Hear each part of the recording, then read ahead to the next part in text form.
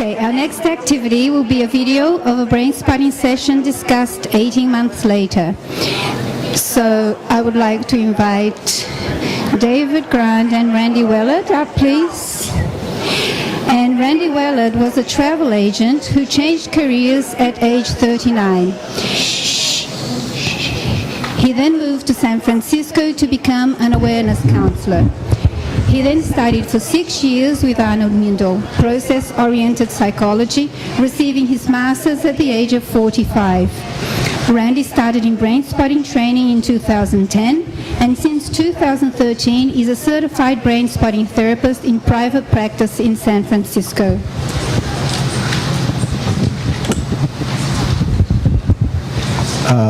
To start, Randy and I are going to just talk for 1 minute each, and then we're going to go into the video, and then we're going to have a chance to talk about it here together 18 months later. Again, this is a full session that was done at a training. It has been edited down so that the waiting period is less, just so that it's truncated. It was one of the most phenomenal demonstrations that I've ever done during any training, any place in the world, and it was one of the personally most meaningful ones for me. I don't have a lot to say right now, but I would say this was one of the most important hours of my life, and I will talk a lot more afterwards.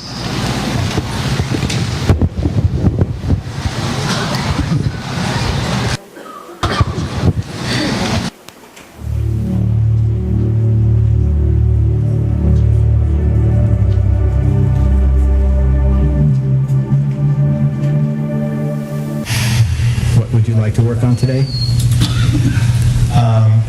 Well, being abashed. I've been on I've been on pretty heavy-duty sleep medicine for a long time, and I'd like to cut it down.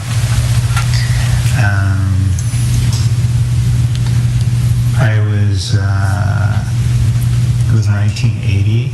And I was in a place that's kind of dangerous, but I sensed danger, and I was like on my way to my car, and 7 guys jumped me from behind, and they just kept kicking me and beating me, and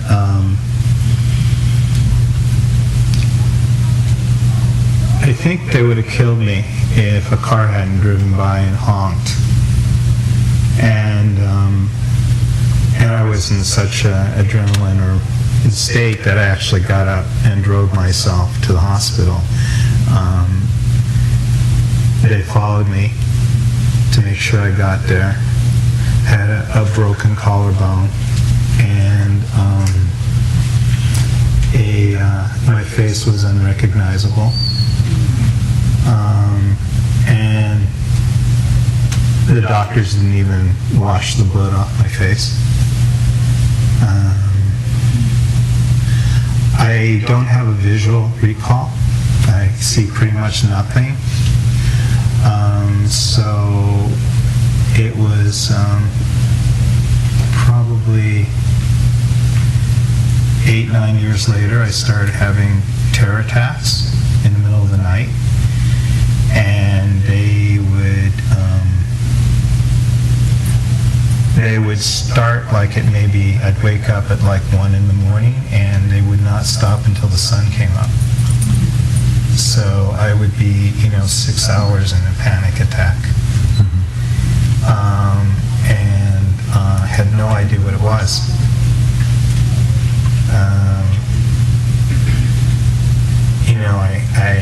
I think there's some childhood stuff. I'm pretty sure I was molested as an infant. But I came up with all this stuff, and then one day, all of a sudden, I was with this guy, and he was the body type of the only person I could kind of remember, and then it all came up. Obviously, I've done work on it. But it's been, the sleep stuff has been getting worse lately. I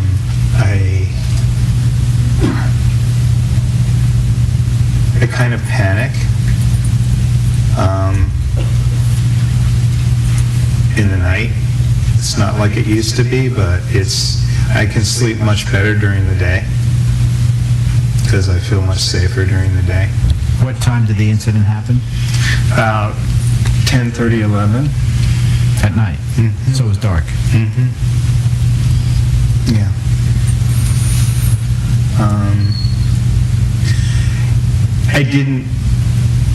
Terror attacks didn't start happening until I had broken up in a relationship and I no longer had someone holding me at night.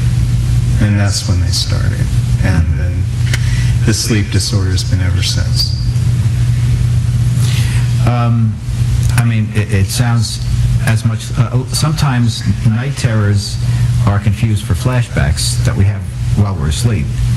So, and maybe they're not all that different on some level, but literally we can have flashbacks while we're asleep, and that will be totally disruptive to sleep, and then make you afraid to go to sleep, which becomes a secondary problem.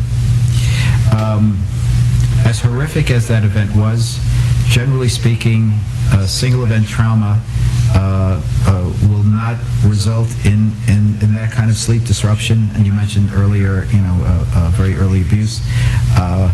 But I'm still going to start on the premise of working with this as a single event trauma. If other things come up, then we'll see where it goes. If it doesn't move as much as we might expect it to in this trauma, then we'll go into the hypothesis that there are underlying, traumatic memories there. Just even sitting here, talking with me about it, how's it feeling to you? It's coming up.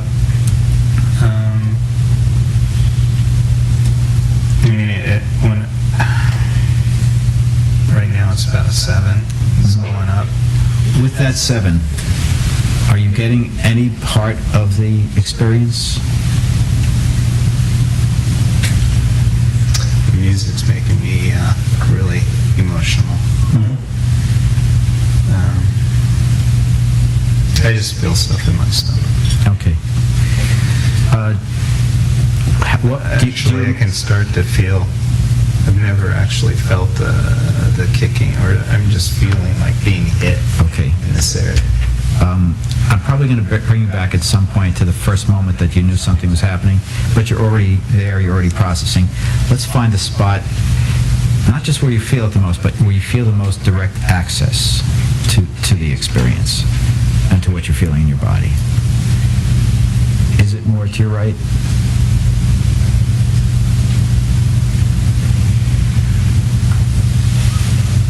More in the middle?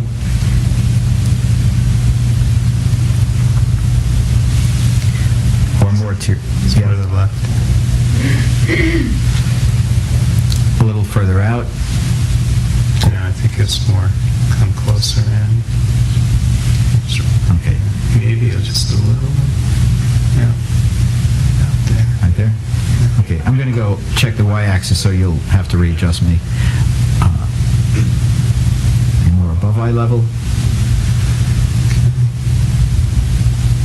At eye level.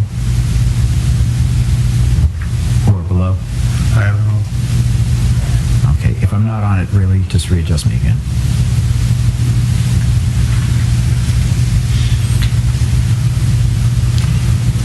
Let's just see where it goes. And you can stay in touch with me as much as you want to, or as least as you want to. Either way, I'll be checking in.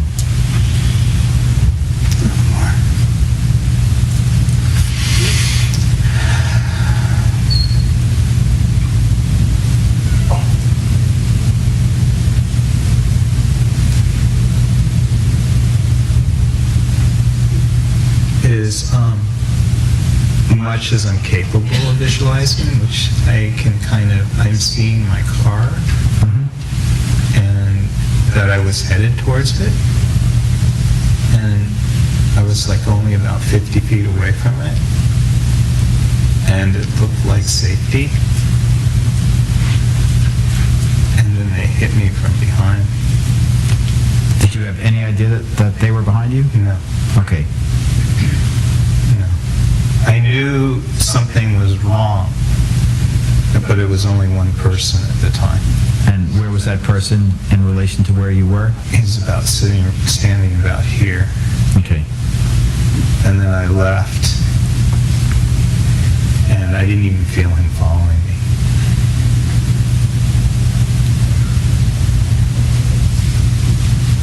Where I'm going is how frightening it is to sleep, go to bed.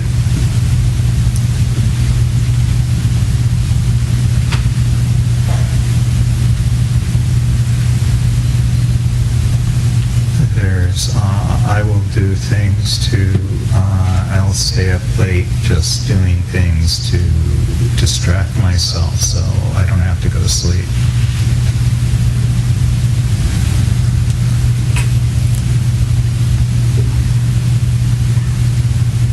I have a thought this isn't going to work for me.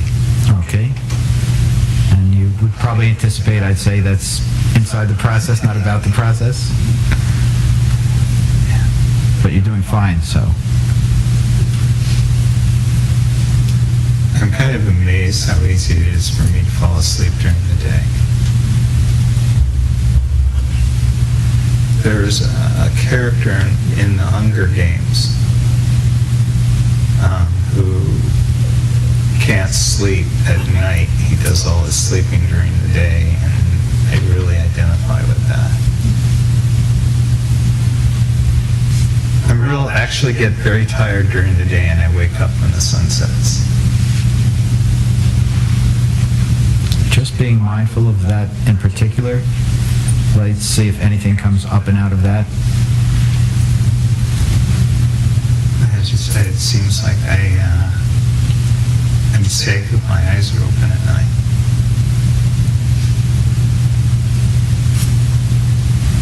And that goes back all through. Hot goes all the way back through childhood.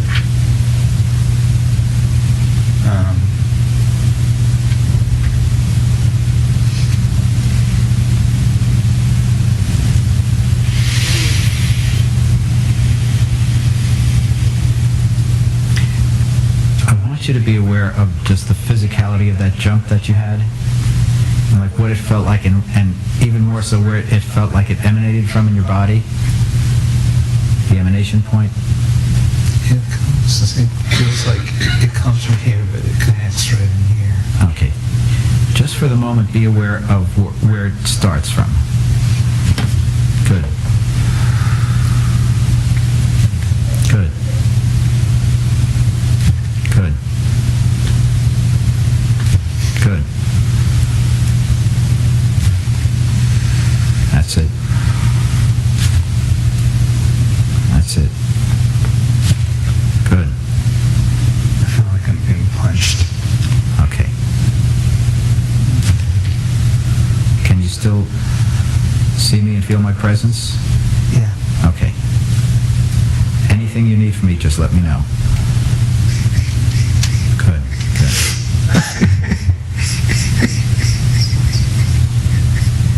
I couldn't tell anyone that this had happened.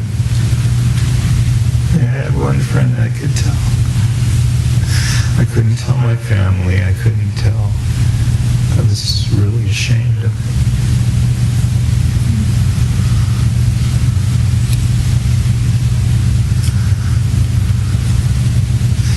You said again a little while ago about What aspect? About you being here. Okay. Even though you're looking at the pointer, you can still see me. And this is not just a matter of to keep you grounded. This is a matter of helping you to feel like you're less alone, that somebody's with you who cares.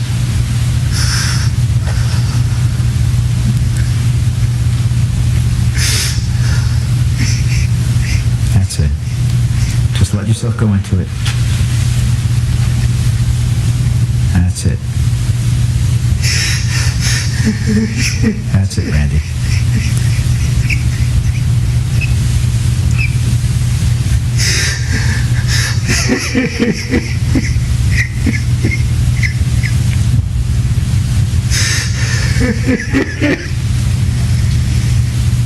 That's it.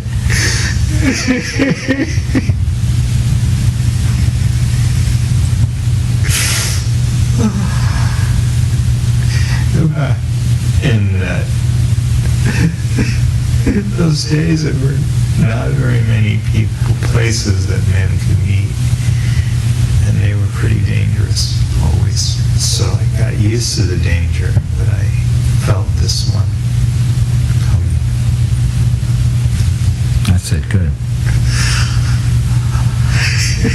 It means so much not to be alone. Good.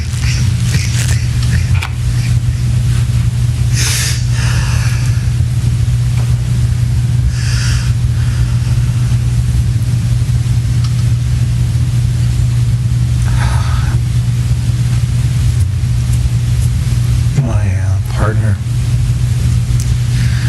We've been together 11 years, but he falls asleep like instantly. So he'll be holding me, and I feel safe, and then he falls asleep within seconds. And every night he does it, I feel abandoned and scared, and I wake right up.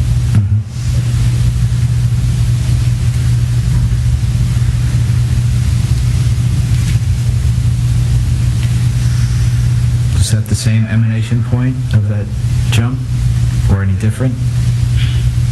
Like it came from here. Okay. Just bring your attention right to there. Good. Let's see what comes up and out of it. Good. Good. That's it. That's it. I'm with you. Good. That's it. Here we go. That's it. I wanted to get out of there. Yeah.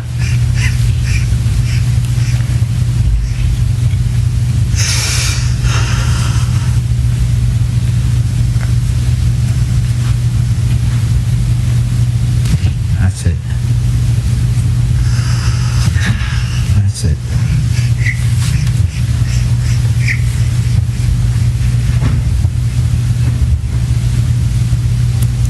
I feel like curling up into a ball. Okay. We're going to get you through this, okay?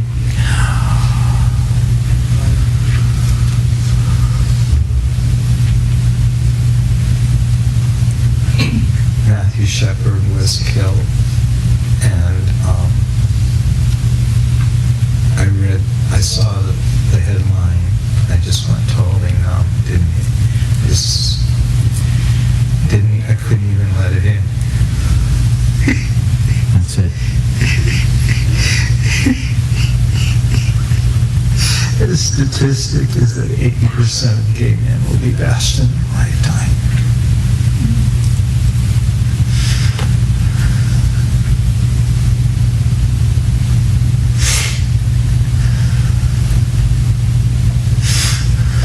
It's so angry.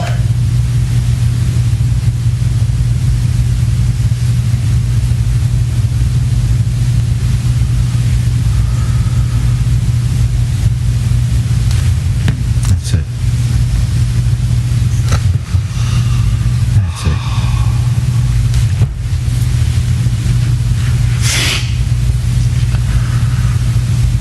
It's likely that those are deep freeze releases. Okay? The freeze that you've been in since then may actually be releasing now. So we almost can celebrate those jumps. That's it. Good. Good. That's it. That's it.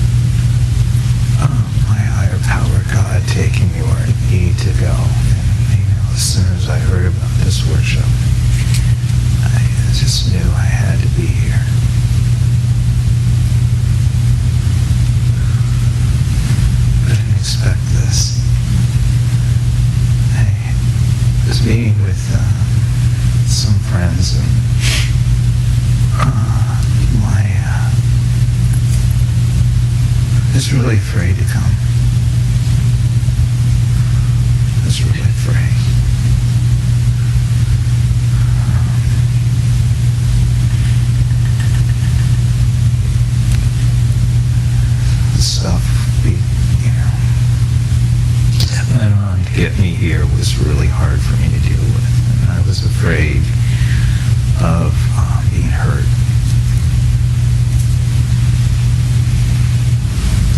I had a good escape plan.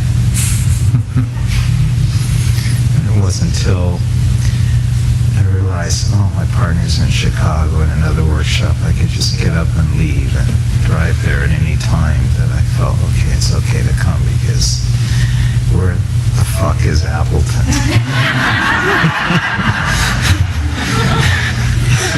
You sound like a New Yorker.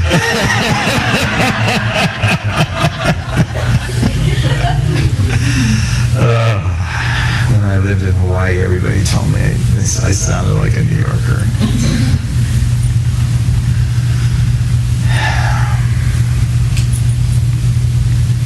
Just where are you at right now? Just some lightness. Humor always is nice. And just really a lot of appreciation for you.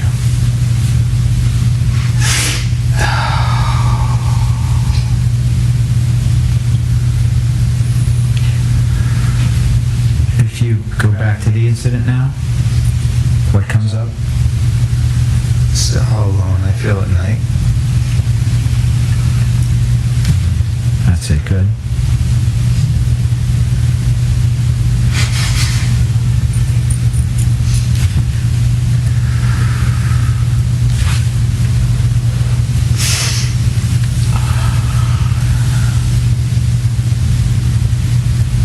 Once I went back to Hawaii, I was looking for an AA meeting, and they said that it gave directions about where it was going to be in the park, and they were all sitting right on the place.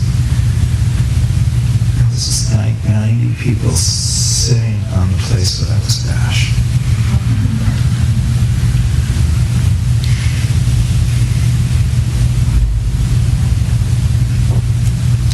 So I know I'm going to be able to sleep again someday.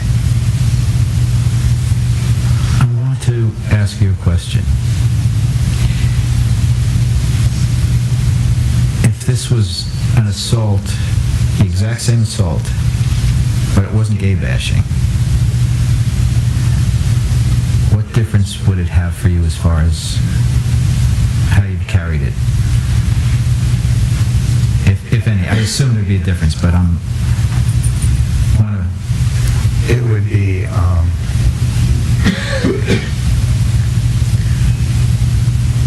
it wouldn't feel like a hate crime. So what about the hate crime, especially about being gay, is a component of the trauma for you, as you sit here right now?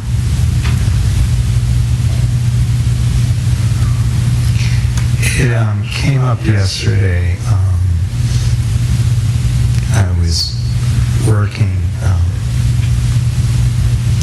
I was being a therapist, and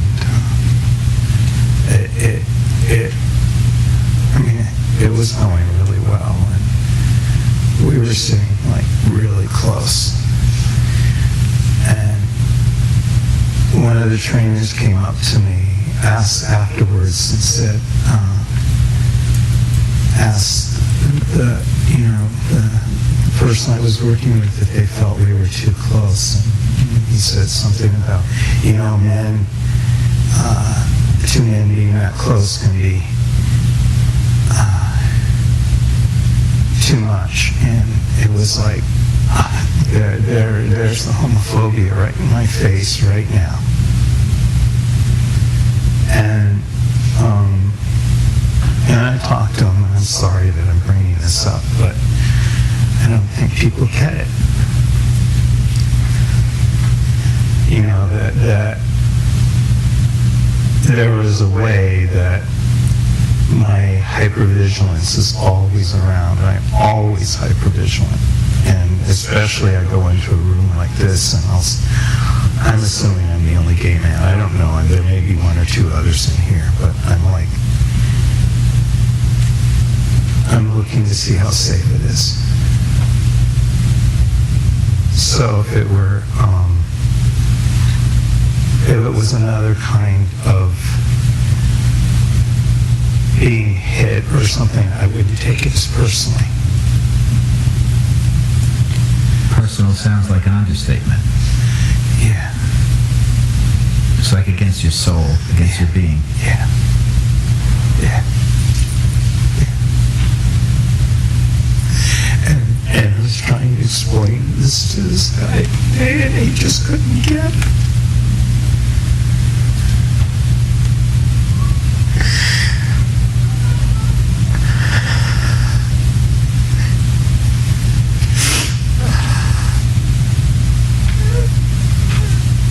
And that's what it's like.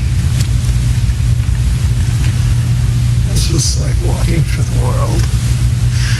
That's why I live in San Francisco. I see myself.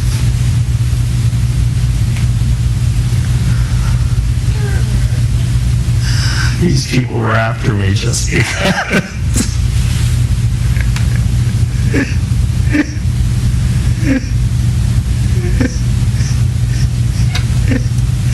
waiting for someone.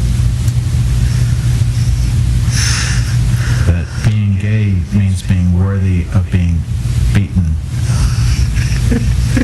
violently.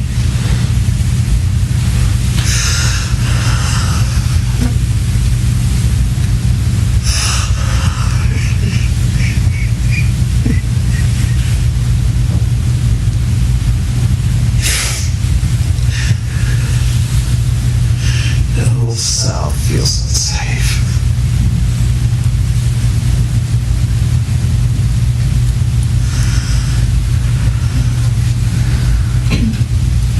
Just came up that I have to numb myself to what's going on in Russia, because if I take it in, it's just too much.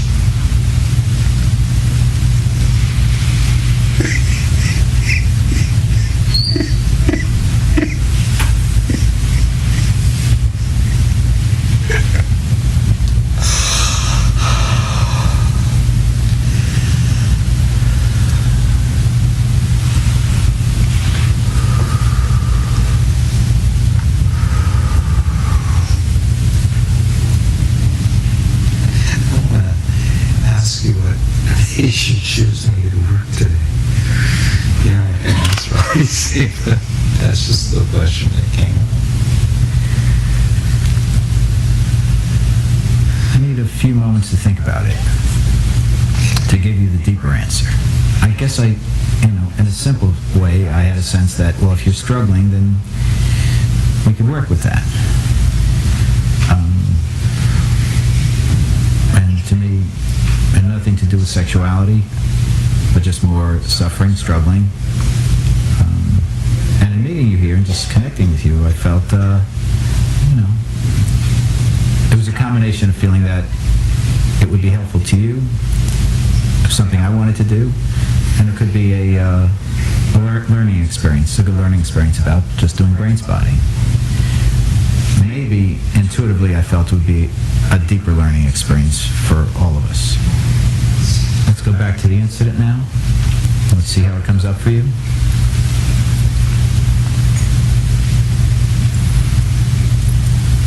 Well, it kind of comes along with when I close my eyes, I see like black, gray and black, and that's what comes up, is how dark it was.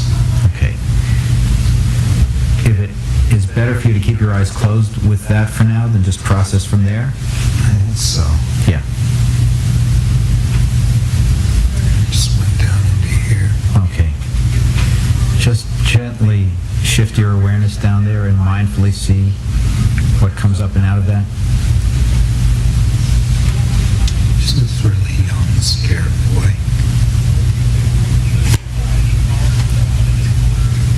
All my friends that died of AIDS, I'm just kind of feeling them around me at the moment. I lost everybody except one person in my life. I haven't had that kind of community of gay men around me since. It's like I feel like I haven't felt that safe since. I feel like they're all holding me right now. Just kind of like, it's not been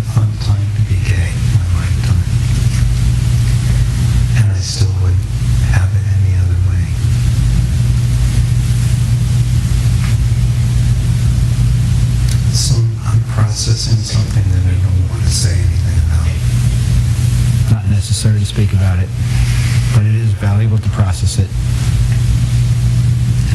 Springing of anger.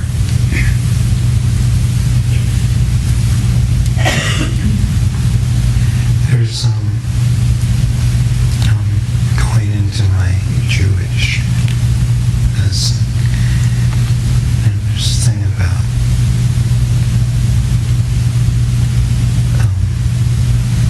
there's only a couple mortal sins in Judaism. One is murder and one is gossip. And it feels like if I were to say something about what's going on right now, it would be character assassination, so I'm keeping it inside. Okay. I felt that way with some of the things I said to you yesterday. Okay. You can process it as well, if not better, on the inside without speaking than it would be with speaking, especially in the context that you just put forward. Okay.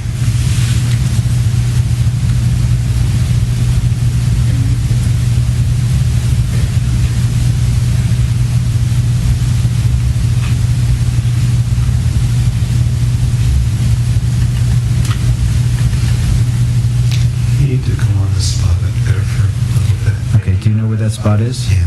Okay.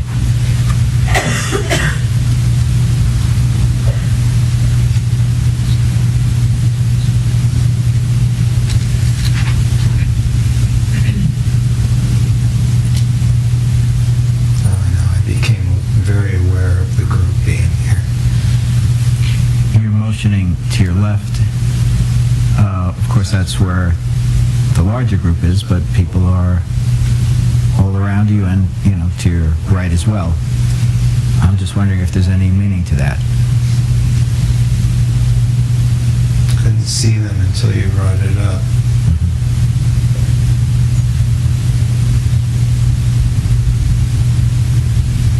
Makes me wonder what will happen if the pointer was over there.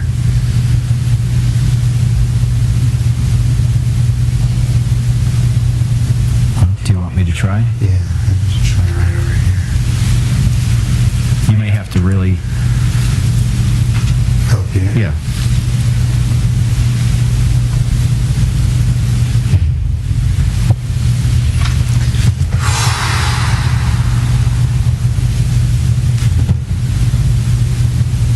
Well, they did hit me from back here. Okay. That's where they came from.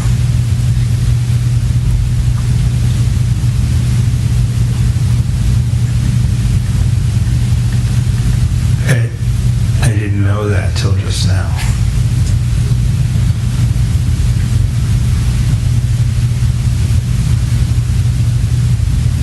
I had to come out of the dark because the dark was over here and the light was over here.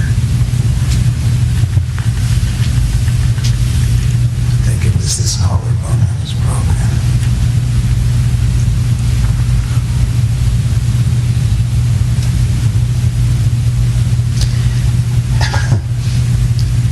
I was thinking, in all my relationships before this, I always slept on the left side of the bed. Actually, the right side.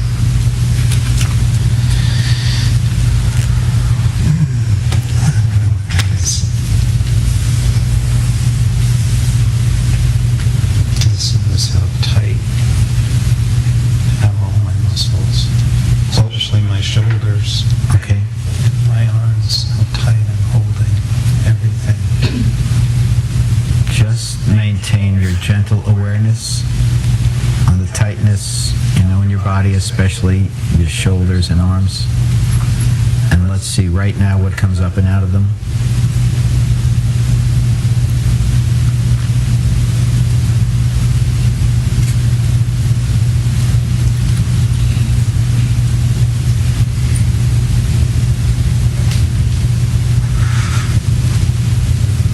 I can't get tight enough. Okay. Just go with it. I'm right here with you. Right in front of you.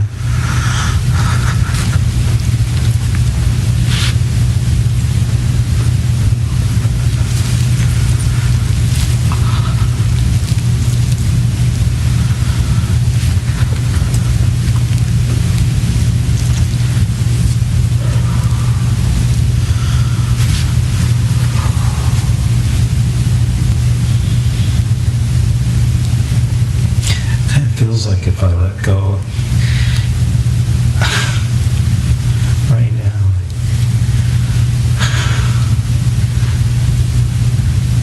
I'd die. I'd be killed. Was this the survival stance you were in during the assault? During the bashing? My guess is yes. Okay. It's kind of like I have two experiences going on at once. Like I'm on the ground and then I'm kind of like seeing myself walking towards the car after all this happened.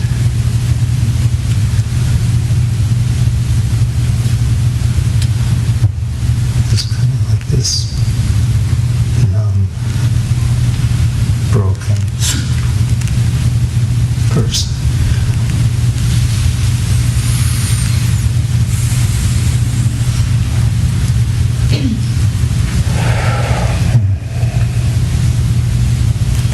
I'm on that one now, right, Bill? Yeah, that's where I went to.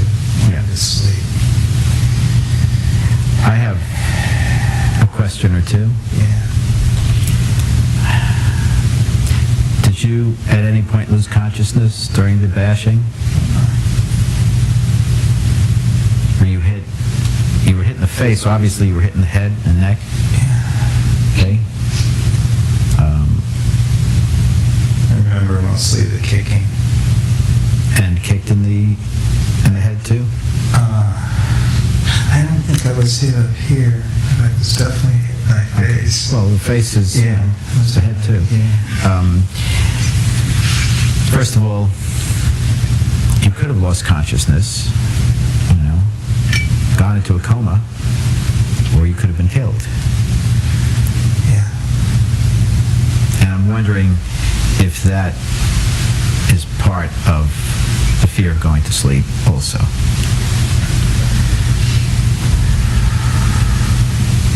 Well, it certainly hasn't hit me until more recently that I could have been killed.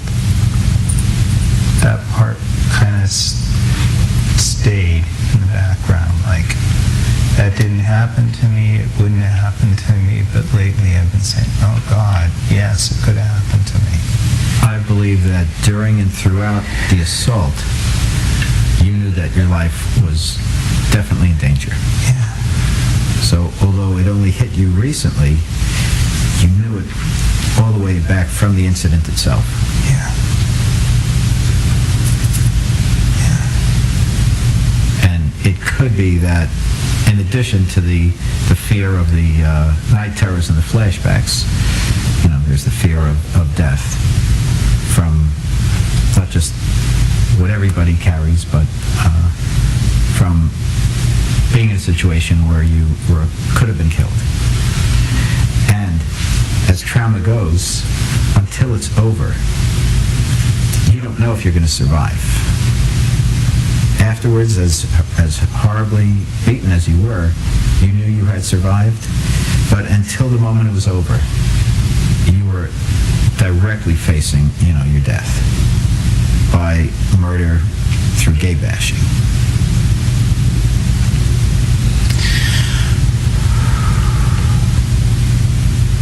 Yeah. What I'm thinking is that the insane thing about this is that as exquisitely personal as it feels, in truth it really is not personal. Yeah. And even directing, that kind of heinousness at a person because they're gay, it's all because of the poison inside of the person. And in a group, even more so.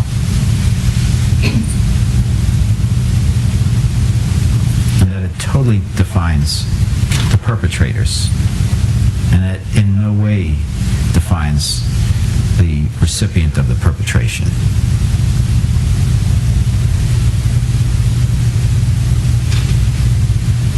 I think what's coming in is actually at the moment, and there was points during this where I felt this isn't personal, But what's coming in now is just the full extent of the hatred. Okay. Which spot is the spot for that? This, or back to the other, or this, the one up there, or another one?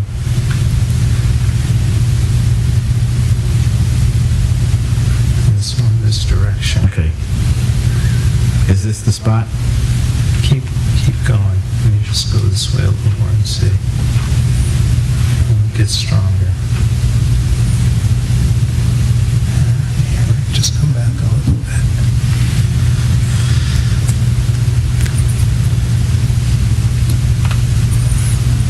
Yeah, I don't think it still hadn't hit that I could have been Matthew Shepard.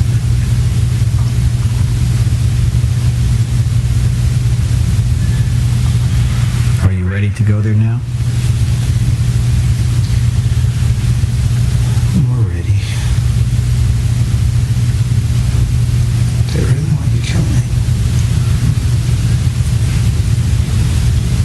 There was no stopping them. If that car didn't come by, there was no stopping. So if that car didn't go by, then they likely would have killed you. Yeah. Yeah. Yes? It's just back to who would ever thought this would happen to me in Appleton.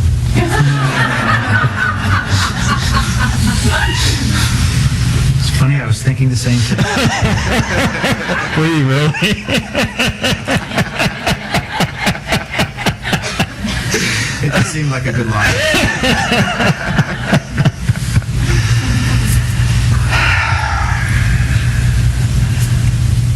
Well, certainly a lot less. I'd like to check out this original spot. Okay? You're going to have to help me reestablish it.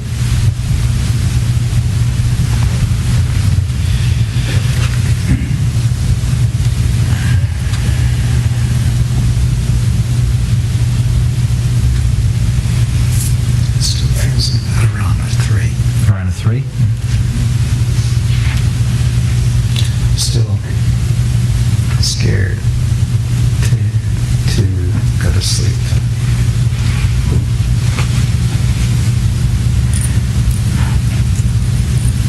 Or that I won't be able to. If anything, that would likely be the biggest block right now. You know? Just the fear associated to the insomnia. But I'll tell you a trick about sleep. It happens when we don't notice it.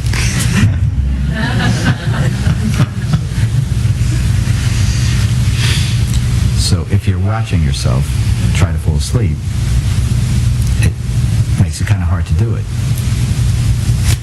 Being distracted, you know, literally, is what helps us to fall asleep.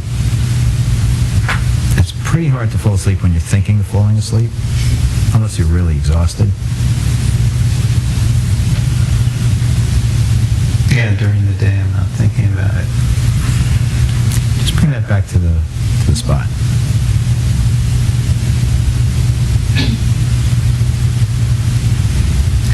Thinking about it seems pretty hard. Hard in what way?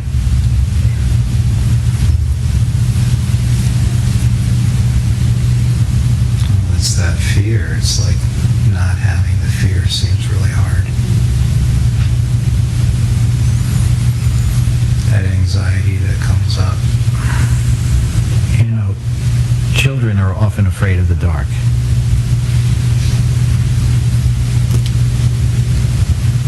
So what do I do with that? I just thought it was a smart thing to do.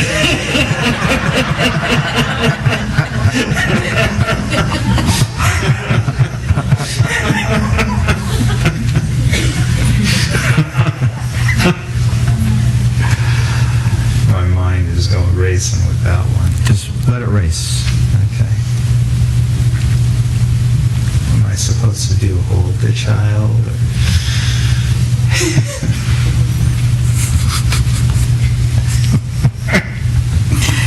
You know I'm not a purveyor of the corny.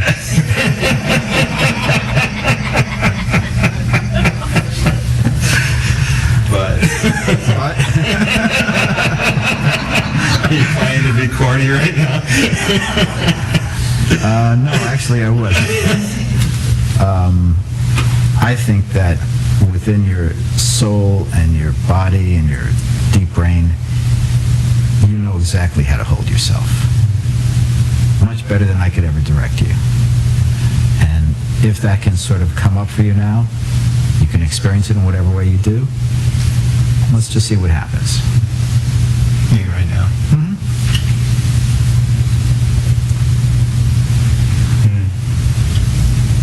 She's like this little thing hanging out here screaming, "What about me? Take care of me." Okay. So, do it. Give the attention that's needed. Let's see what happens. Now? Mm-hmm.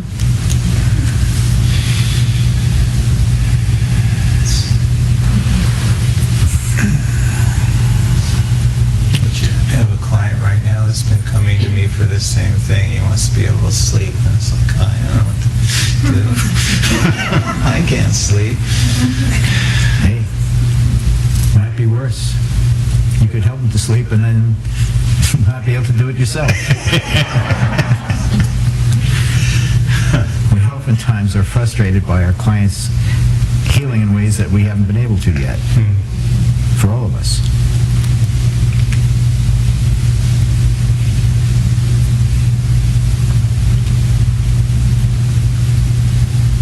I was thinking all the people that actually have been there for me, and the ones through the years. And now today you.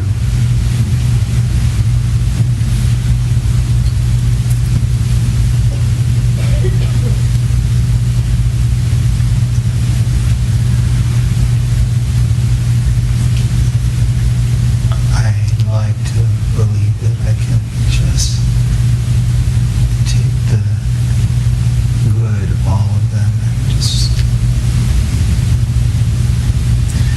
got that my ability to sleep is not a measure of what we've done today.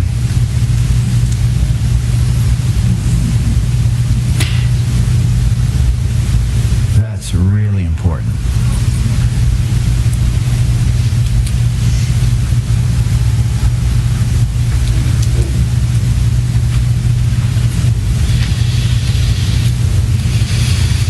One last time, just look over here. And also, want to check in with the part of you that was hanging out over there. See if you got enough attention for now. I think he got enough for now. He wants more.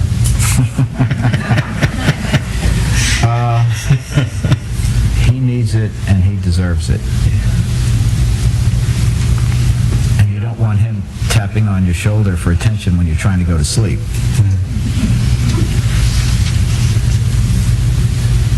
Yeah.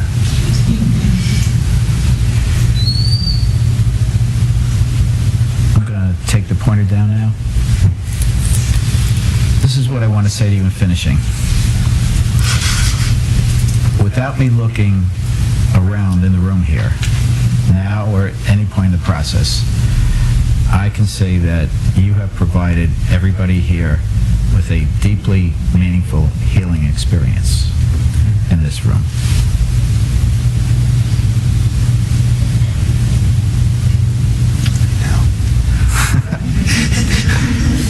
Good. Guess I'm still here.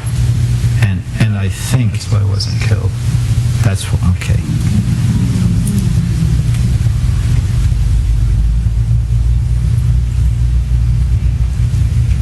And you can carry that with you wherever you go.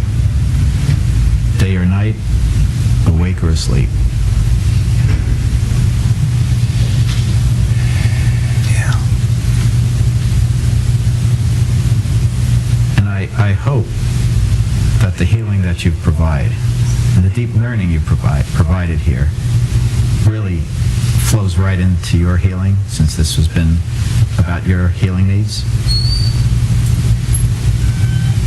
And maybe even the sense that a group of people surrounding you can be part of your healing and can be safe and loving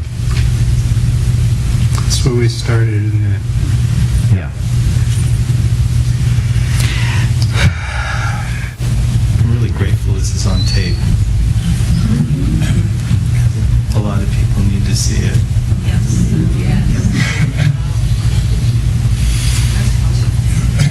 Yeah.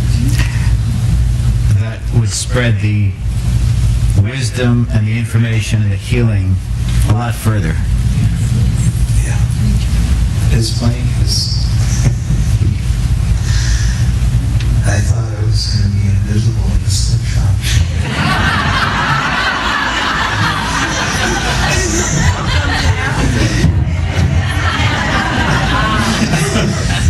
Did you say invisible or invincible?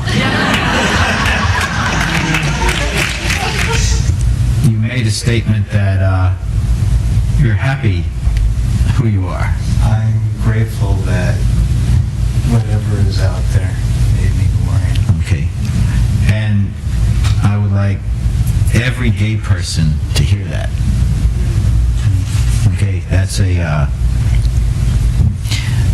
a call to freedom. The learning component, the way it feels like it touches my soul is unspeakable. So I thank you for that. And I was really struck by your ability to take care of yourself and do what you needed to do. You knew.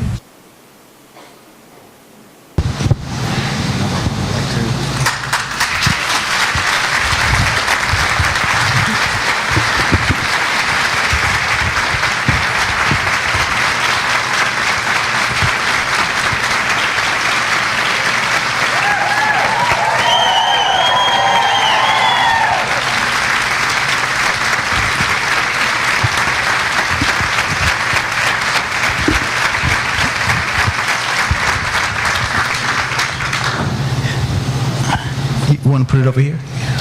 Actually, there are pictures up here, and before I even say anything, if you can just tell everybody what these are pictures of, just...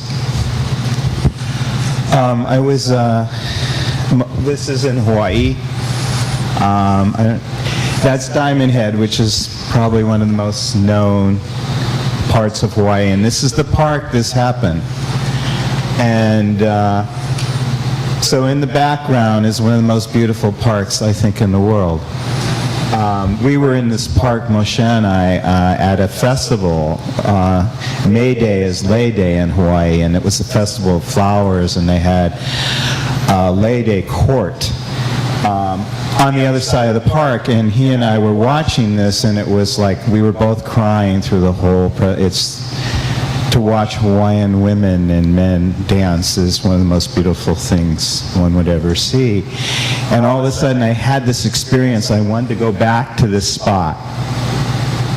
And so we walked across this park, and this was exactly where this happened.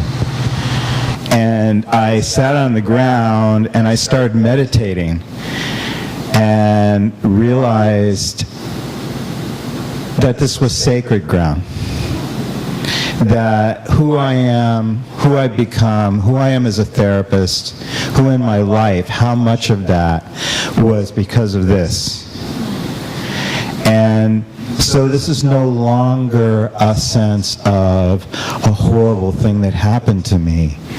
It's like I wouldn't be standing here if it wasn't for that. When I was 15, I asked God, why did you make me homosexual?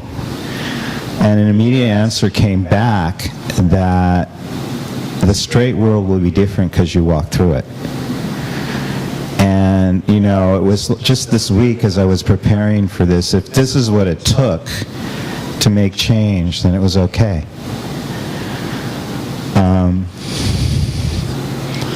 I was in a workshop yesterday, Helene, and I can't remember your last name, I'm sorry, was talking about a rape, and I got really, really sad and triggered.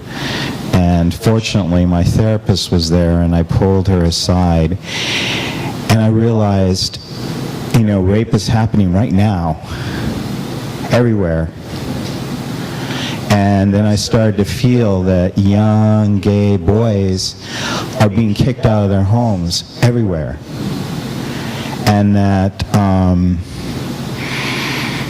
and gay men are being bashed, and women are being raped, and transgender people are being hurt, and lesbians are being hurt, and transgender, and it was like I wanted to take every one of them and hold them and keep them from being hurt.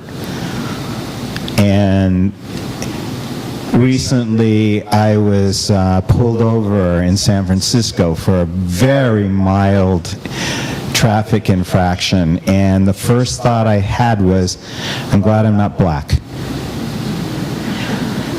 And they did hold me for half an hour, and I texted my partner, and he says, you're being racially profiled. And they asked me, where do you live? And they had my driver's license. I lived in San Francisco. He said, where are you going? What were you doing here? And, you know, that was the first thought. I'm glad I'm not black. And then I look around the room here and I say, oh, where are the African American faces? You know, where are the LGBT faces? Are Moshe and I really the only men here? I don't know.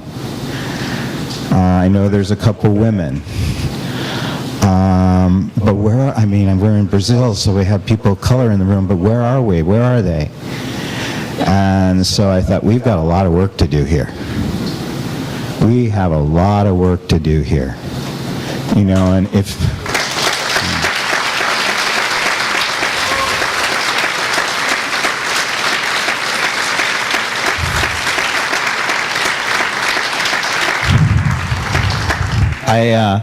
I don't know how many of you went to Ruby Gibson's presentation the other day and the work she's doing, and that she's taken brain spotting to work with groups, you know, and to heal groups, and what she has to go through on a daily basis. And I kind of been forced into that, you know, my whole life. In groups like this, when I didn't expect to have to do it, you know, something comes up, and my gratitude to David is beyond, it's beyond words. And so it's the personal, but it's so much also the political. You can't tell anybody what I'm about to tell you because, you know, I don't want it to get out. My family doesn't know yet. But Moshe and I are getting married on May 6th.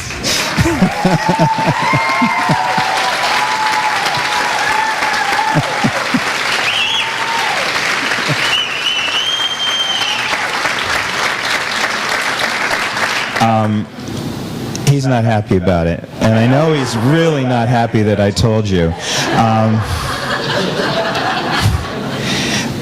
But in the midst of all that, he brings me some news yesterday that 200 pieces of anti-gay legislation in 32 states in the United States have been put forward in the last 8 weeks.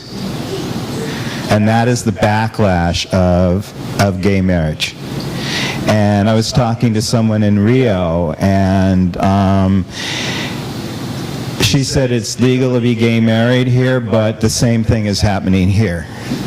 That the current government is trying to roll everything back too. And I need your support to keep that from happening. Do you want to have this in here when you talk? Yeah. Okay, you may need to get set up there again. So I'll talk a little bit. You just set up what you need to set up. I think that Is this part of it? No, I think it was just notes in case I missed anything.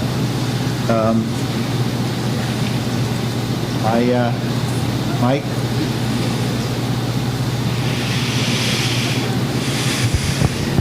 This, I won't call it a demonstration, this healing session that Randy and I had together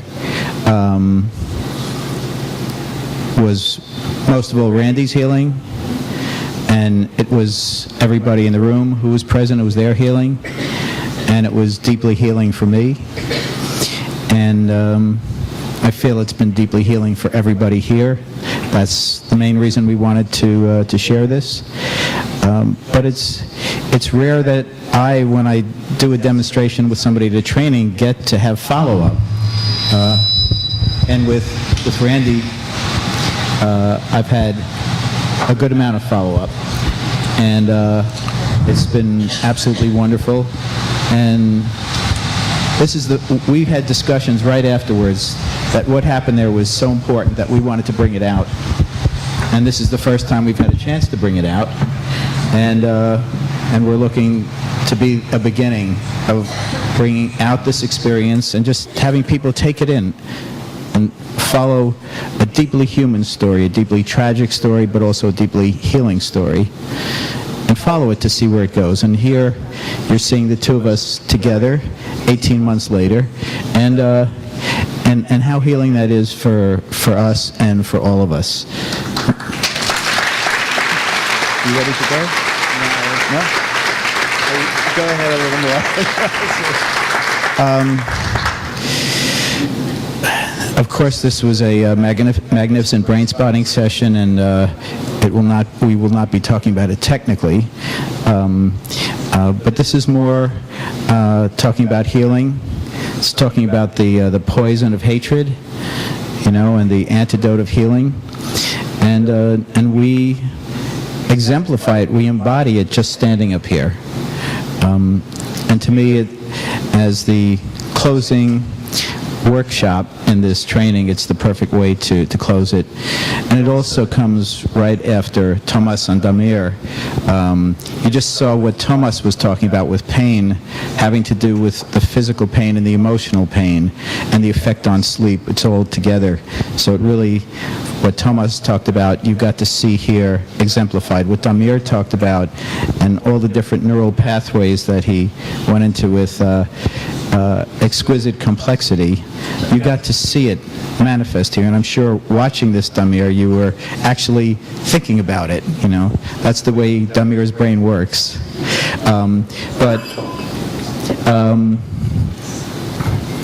Again, it's all about the healing. And Randy, I want you to just say whatever it is that you want to say. I lost it. Here. One of the things that's been really hard is to watch what's happening in the U.S. right now. And, with this maniac, Trump, and the hatred that he is professing. And, again, I just want to say healing, healing, healing. And we are, we can be a part of it, a huge part of it. And next time we have an international conference, I'm hoping that this room will be full of people of color. And this room will be full of the LGBT community. And this room will be full, we have a lot of women here, but even more. And that the workshops and the keynote speakers will be represented by women of color and, everything that's possible.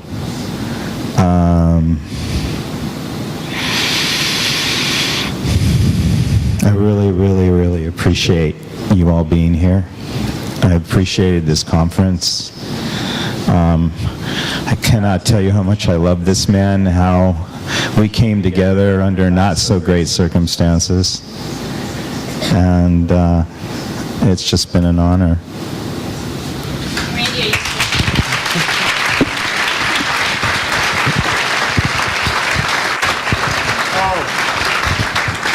No.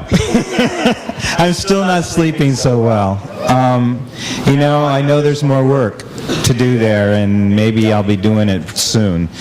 But the one good thing, and he doesn't know this either, is I don't feel abandoned when he goes to sleep. I'm able to hold myself after he goes to sleep.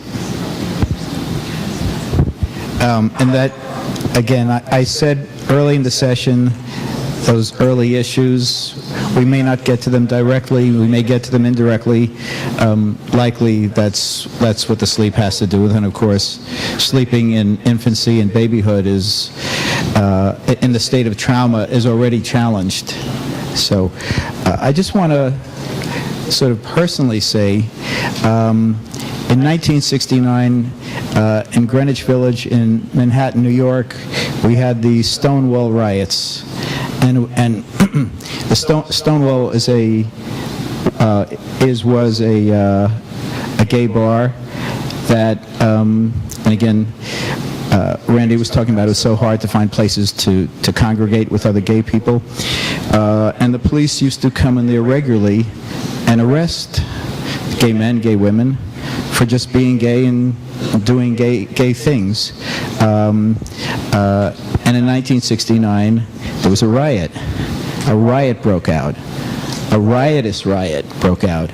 And the gay people... Drag queens. Say it. Led by drag queens. And some of them were pretty big guys. It dispelled the notion of a drag queen as being weak and passive. And they beat back the cops. You know, the cops were just doing their job as they were told to do and coming out of their own prejudices, but it just spread like wildfire. And it really was one of the most important events in the history of gay people beginning to fight back, come out, and so on. At the time, I was 17 years old, and I had grown up in a society where gayness was feared, loathed, ridiculed, and basically shut away. And my parents were progressive people, and they taught me, you know, to not be prejudiced the way everybody in our society was, and to a great extent still is. But even there, I grew up in a society where just people like Randy and Moshe and others here just were totally shunned and worse for who they were. So again, for me, as a young person growing into an adult and professional all the way to here, again, this was just a deeply personal healing process. And I think you saw, you know, as we were working together, I think you saw and felt the effect it was having on me. And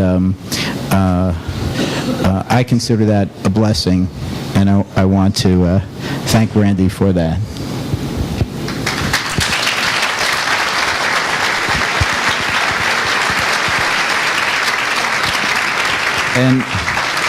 And you get the last word, or words. 4, did you say? You get the last word or words. I didn't talk about what you said about Stonewall for a moment, because my life, because of Stonewall, was much better than someone 2 years older than me. I didn't know about Stonewall, but all of a sudden there were gay organizations all over campuses all over the United States, and I got to go to one where it gave me the courage to come out, and it gave me the courage to come out in an environment that was supportive. And anybody who is 2-3 years older than me has a total different experience of that time. Again, I just want to thank you all. Do we have any time for a question? That's it. Do we have time for a few questions? Room monitor?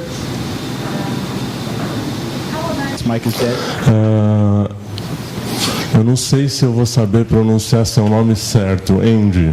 Yes? Enfim. Meu nome é Maher e como eu sou um psicodramatista, eu acabei de ter uma grande vivência aqui psicodramática na minha concepção. E na última parte do psicodrama, a gente usa uma tradição que é compartilhar. Então, eu não sei se eu tenho uma pergunta para te fazer, mas eu acho que eu tenho muito a compartilhar o meu agradecimento por tudo que você está trazendo para mim, pessoalmente. Te ouvindo, toca minha alma profundamente. porque eu não sou nem homossexual, nem heterossexual, eu sou um ser sexual. E por ser um ser sexual e pertencer também a um grupo que nos últimos tempos tem sofrido profunda opressão, e eu fui sentindo as suas dores dos chutes que eu já tomei na vida por ser palestino, e talvez por eu dizer palestino algumas pessoas já estejam em pânico querendo correr com medo de eu pôr a mão no cinto e explodir, né? Mas não é a verdade. Não é verdade. A gente quer paz. E você tem razão, porque é muito ruim pertencer a um grupo que é discriminado. É muito ruim você chegar num aeroporto e ser visto como terrorista. E as pessoas mal sabem que eu trabalho com cultura de paz e com comunicação não violenta. Então eu estou compartilhando o que você me trouxe a coragem de poder dizer para as pessoas que, mesmo sendo de origem islâmica e palestino, eu trabalho com homossexuais porque eu não os reconheço como homossexuais, reconheço eles como seres sexuais. Eu quero te agradecer muito por nos fazer pensar o quanto no Brasil os negros estão à margem da sociedade, sim, porque eles não têm dinheiro para pagar e vir num lugar desse, porque é muito caro para esses meus colegas psicólogos que estão trabalhando no terceiro setor, quase que de uma forma humana, porque não tem dinheiro. E toda vez que eu posso vir num negócio desse, eu aproveito para ir lá e passar um pouco para eles, porque eu acho que esse é o nosso trabalho. Então, o meu compartilhar é que hoje eu posso dizer, eu sou palestino, não sou terrorista, e graças a você estou podendo falar isso em público. Gratidão pela sua sexualidade humana, abençoada por Allah, que é Deus, o único, o poderoso, o generoso e misericordioso, não vingativo.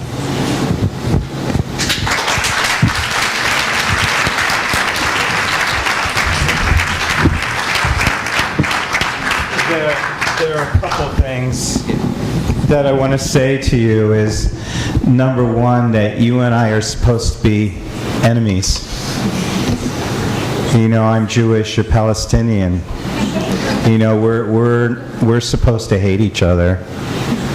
And the fact that you said that, and I also want to bow to you for what my people do to your people. And I hope for the day that I don't have to say I'm homosexual, because when that happens, it won't matter. And we're not anywhere near that.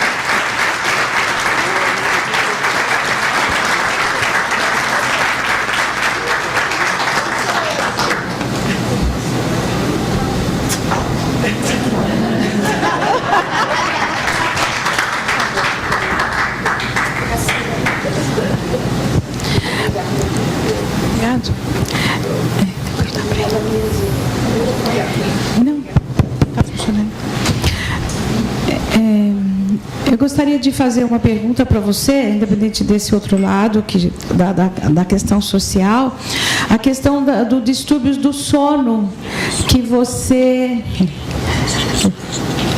Ele não está me achando, eu estou aqui na frente. Aqui. A questão do distúrbio do sono. Eu gosto muito dessa área, tenho trabalhado bastante. E com o Brainspotting, essas pessoas têm um sono muito rápido, elas recuperam muito rápido as questões de anos que tomam muitos medicamentos. E a partir do momento que a gente aplica o Brainspotting, eles têm uma resposta rápida. E eu quero saber de você como que você reagiu diante do Brainspotting na recuperação do sono. Mike, The question is about sleep disorders and brain spotting. Actually, I'd like you to answer that question. And I was looking for a man because it's being translated by a man. That's why I couldn't see you. Well, again, this is not a technical presentation, although you picked up something very powerful in this.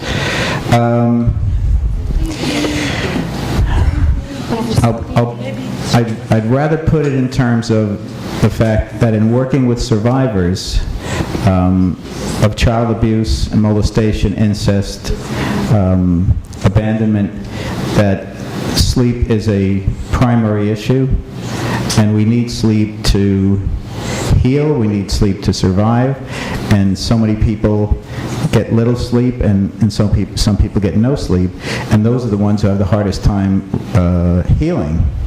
Because if you don't sleep enough in 3 or 4 days, you start to have psychotic symptoms.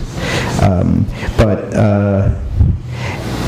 if it's a manifestation of extremely complex PTSD, you're very lucky if brain spotting gets significant results with sleep quickly. But it needs to be seen in the full gestalt of what the person is bringing and where the process goes. So again, in any kind of symptom in brain spotting, if it remits quickly, the person is lucky and we're lucky. But if not, it is what it is, and we have to follow it as we follow it. Again, in Randy's situation here, we got through some of the key issues that were causing the insomnia. I don't know if the insomnia is any different than it was. Okay, so it's not different. That's diagnostic. That tells us that the re-traumatization was not the primary cause of the insomnia, and in this case, that just leaves us to explore the deeper issues. I want you to just say anything. I just think, as I said, I think I was molested as a child by my father as an infant. I've never really worked on that. So if that isn't it, I don't know what is. One more question, Patricia? Talvez seja uma pergunta boba, mas fico curiosa porque você diz que é uma das melhores sessões que você fez. E você faz ótimas. E foi realmente muito boa. Mas que característica você viu nessa sessão para considerar a melhor delas? Foi o jeito que você conduziu? Foi a resposta que você teve dele? The question is, what made this one of the best, if not the best, demonstration sessions I ever had? I think the best answer is magic. Okay, it was just the absolute perfect thing at the perfect time, and when that happens, we just celebrate it and we flow with it and we revel in it. Randy was completely ready to enter into a healing process with something that went back 34 years at the time, you saw how most of the time it was just setting and holding the frame and the presence that brought about, that allowed Randy to have the healing he did. But I also was following, but I also was stepping in with different technical things, just lightly here and there, and everything the timing just worked perfectly on that. And even the idea that this happened with people all around Randy, when this was an assault, that's the ultimate test and the ultimate healing possibility for a person who's been attacked by 7 people from here to actually have people behind him as he's in the healing process. So it's just like everything sort of came together for that to happen, and I think just the personal chemistry between Randy and myself, that was part of the magic. Anything you want to say? No, just I love you.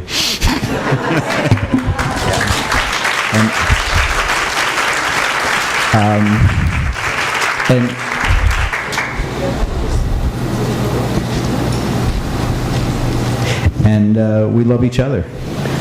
And we want all of you to see it and feel it. And carry it with you. Carry it back to your homes, your countries, to your families and your friends and to your clients.